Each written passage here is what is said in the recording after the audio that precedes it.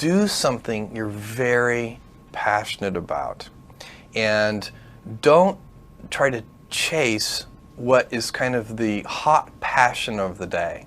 People say you have to have a lot of passion for what you're doing, and it's totally true. And the reason is because it's so hard that if you don't, any rational person would give up.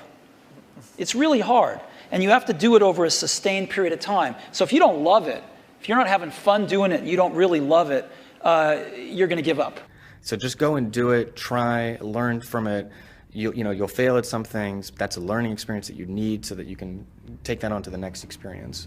And don't let people who you may respect and who you believe know what they're talking about, don't let them tell you it can't be done.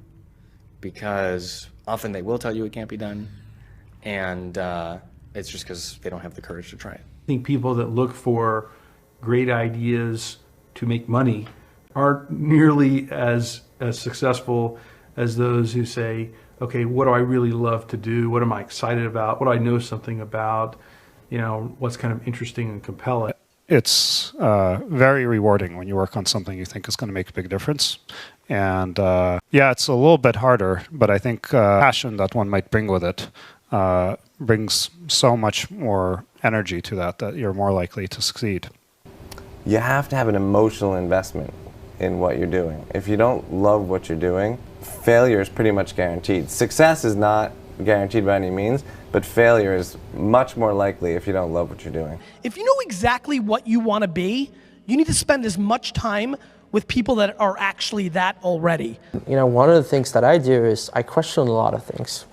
And you can do that in a good way and in a bad way, but hopefully if you try to get people to motivate why they're doing something and their way of thinking, the worst thing you can end up with is a situation where you get told, well, this is the way it's always been. Mm-hmm. That's the worst ever. That's a non-answer.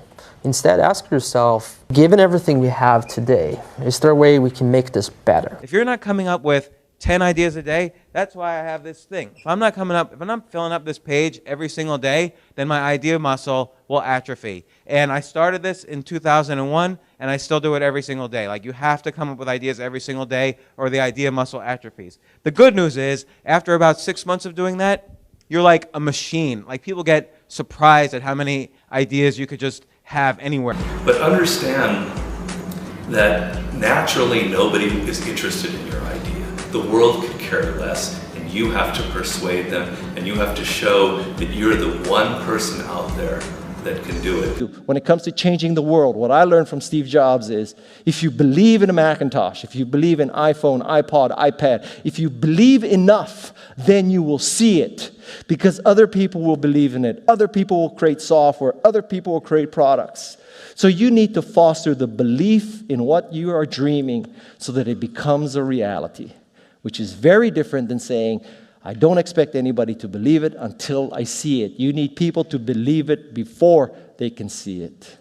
Don't necessarily think that you have to have the home run and the huge Apple computer on your first start. I spent a long time in my life with skills just building little devices for fun. For fun is one of the key things, because that drives you to think and think and think and make it better and better and better than you ever would if you're doing it for a company. Build things at first for yourself that you would want. For somebody aspiring to take things to the next level or to even surpass their wildest dreams, there's always going to have to be an element of luck, but I think more important is putting yourself in a business that can be ubiquitous, that doesn't have limits. Because otherwise, there's always going to be a grind to it. But if it can't be something that you can visualize every business using or every consumer using, it's going to be tough to scale to be big enough or to have the perceived value. Because when you're trying to differentiate, when you're trying to do something different, there's going to be that gut moment, that gut sense. Is this right? Is this not right? If you're not having doubt, you're not pushing the boundaries far enough. Don't think about how do I get big fast. That will happen if you actually build something super meaningful and super important. So don't think about what is the quickest way to success. Think about what is the best way to building something important that the world really needs. This little idea explains why some organizations and some leaders are able to inspire where others aren't. Every single person, every single organization on the planet knows what they do, 100%. Some know how they do it, whether you call it your differentiating value proposition or your proprietary process or your USP. But very, very few people or organizations know why they do what they do. And by why, I don't mean to make a profit. That's a result. It's always a result. By why, I mean what's your purpose? What's your cause? What's your belief?